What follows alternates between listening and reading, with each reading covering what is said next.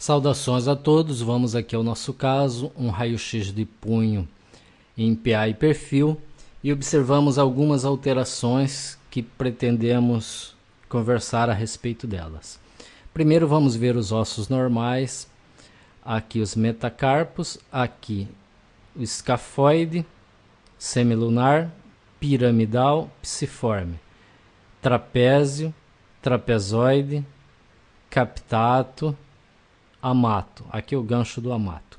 Observamos aqui de alterado o alargamento do espaço escafo semilunar e essa imagem arredondada em formato de anel projetada aqui no escafoide. Vamos observar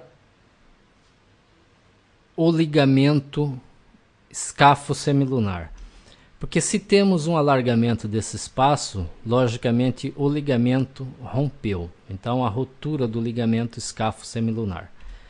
Aqui nesse esquema anatômico temos o semilunar e aqui estaria o escafoide. E esse é o ligamento escafo semilunar. Ele tem três partes: a porção volar, a porção dorsal e a porção membranosa. Então ele é um ligamento extenso, ele é um ligamento forte. E aqui ele se liga ao escafoide. Do semilunar ao piramidal existe um ligamento semelhante também. De forma que esse ligamento não permite que o semilunar se afaste do escafoide, porque ele estica e segura. E ele também não permite que o semilunar rode sozinho em relação ao escafoide. Isto é, que o escafoide rode num sentido e o semilunar rode no outro. Ou roda a fileira inteira junto, ou não roda ninguém. Isso vale para o escafoide, semilunar e piramidal, porque eles estão ligados por um ligamento semelhante aqui. Ok? Então ele mantém a estabilidade nessa fileira proximal dos ossos do carpo, por causa dessa morfologia. Ele não apenas mantém os ossos juntos entre si, mas impede que um rode num sentido e outro rode no outro sentido. Veja aqui um punho normal, observe aqui o escafoide e o semilunar e aqui o piramidal. Então, veja que nós não vemos os ligamentos aqui e aqui, mas eles existem, eles estão aí. No raio-x não se vê os ligamentos. Vemos apenas o espaço. De forma que esse ligamento mantém um osso tracionado contra o outro, mantém esse espaço e impede que esse gire em relação a esse. Em condições normais, o vetor de forças resultantes, se você colocar uma carga aqui, vamos supor o paciente caiu e apoiou a mão espalmada no chão sobre o punho, né? Ou quando você está fazendo flexão, o que acontece? O vetor de força resultante vem aqui pelo captato, desce e isso aqui é uma rampa. Funciona como se fosse uma rampa. A tendência vai ser o semilunar escorregar para o lado ulnar, o escafoide escorregar para o lado radial. Essa seria a tendência natural. Mas o ligamento que está unindo o escafoide ao semilunar impede que isso ocorra. Agora, obviamente, se você romper completamente esse ligamento, o que vai acontecer? O captato vai descer e forçar o escafoide a sair um pouquinho para lá, o semilunar vai sair um pouquinho para cá e vai levar junto com ele os outros ossos da fileira proximal aqui.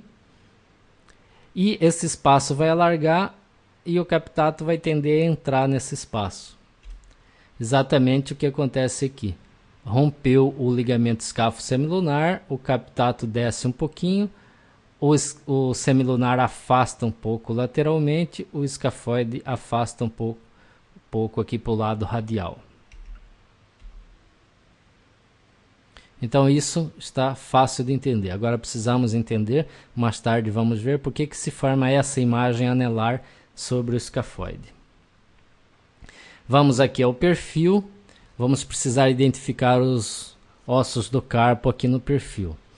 Veja aqui o semilunar. Ele chama semilunar porque na posição em perfil ele parece uma meia-lua. Ele está aqui. E aqui o captato. O captato se assenta sobre ele de maneira bem congruente. Mas observe que o semilunar, ele já olha, a superfície articular dele já olha um pouquinho para a região dorsal.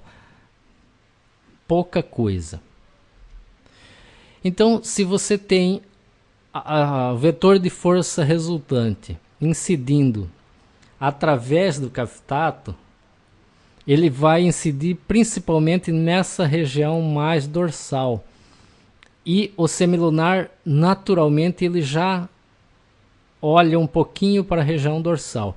Quando essa força vier, vai tender a rodar o semilunar neste sentido. Isso é bastante lógico, né? Se a força tivesse vindo para cá, ia tender a rodar neste sentido. Mas a força vem aqui, o vetor da força, então tende a rodar o semilunar nesse sentido. Quando o semilunar tenta fazer essa rotação, ele não consegue por causa dos ligamentos entre ele e o escafoide e entre ele e o piramidal. Então, ou roda toda a fileira ou não roda ninguém. Isso mantém a estabilidade intrínseca do punho. Só que quando rompe o ligamento escafo-semilunar, ele fica solto do escafoide. Então, ele cede a essa tendência e ele roda um pouquinho, e a sua superfície dorsal, que já olha um pouquinho, a sua superfície articular distal, que já olha um pouquinho para a região dorsal, vai passar a olhar mais para a região dorsal. É o que acontece aqui. Veja aqui o escafoide, aqui o captato. Veja que ele rodou um pouco, aliás, aqui o semilunar, aqui o captato. Veja que o semilunar rodou um pouquinho e está olhando mais do que deveria para a região dorsal. Quando o semilunar roda e a superfície articular fica voltada para a região dorsal, voltada mais do que deveria para a região dorsal, a gente chama de DISI. D-I-S-I. É uma instabilidade carpal intercalar dorsal. Vamos ver aqui o escafoide. Veja o escafoide aqui sobreposto ao semilunar e aos outros ossos. Esse aqui é o psiforme, aqui é o escafoide, como está aqui. Aqui o trapézio e o trapezoide. Veja que a força resultante, o vetor de força resultante que é aplicado sobre o trapézio e trapezoide é transferido para o escafoide, de forma que a tendência natural do escafoide é rodar nesse sentido, quer dizer, essa porção distal do escafoide tende a descer, a vir para cá, a rodar nesse sentido. Esse aqui é o psiforme. Ele não roda porque ele está ligado ao semilunar pelo forte ligamento escafo-semilunar. Mas quando o ligamento se rompe, o que acontece? Veja o escafoide aqui, desceu. Essa porção desceu um pouco. O escafoide ficou quase horizontalizado nesse sentido aqui.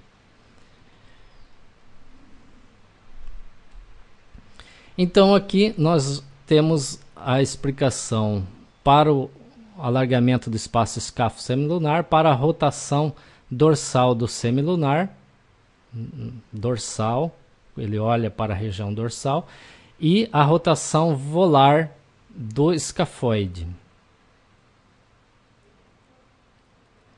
Agora falta explicar esse anel, essa imagem anelar sobre o escafoide. Veja que quando o escafoide estava na posição correta dele, o raio entrava aqui e dava uma imagem alongada. Mas agora veja que uma parte do escafoide está sobreposta a outra parte. Então, quando o raio bater aqui, ele vai dar este contorno. Mas quando o raio bater aqui, ele vai projetar esta superfície, este contorno, sobre a região mais posterior do escafoide. Então, isso aqui, essa projeção aqui, vai dar esta imagem. Certo? O raio vai passar aqui, vai projetar isto sobre a superfície dorsal do escafoide que está aqui. Então vai dar essa imagem que alguns conhecem como sinal do anel. Não é uma fratura, não é nada, é só a projeção da porção proximal do escafoide sobre a porção distal. Isso às vezes acontece também quando o raio-x é feito com uma inclinação radial, quando o dedão, o polegar do paciente estiver mais inclinado para esta direção, o escafoide também roda um pouquinho e aparece uma imagem semelhante a esse anel. Ok? Então é isso. Com esse modelo de explicação fica fácil da gente entender as alterações na DICE. Obrigado e até o próximo.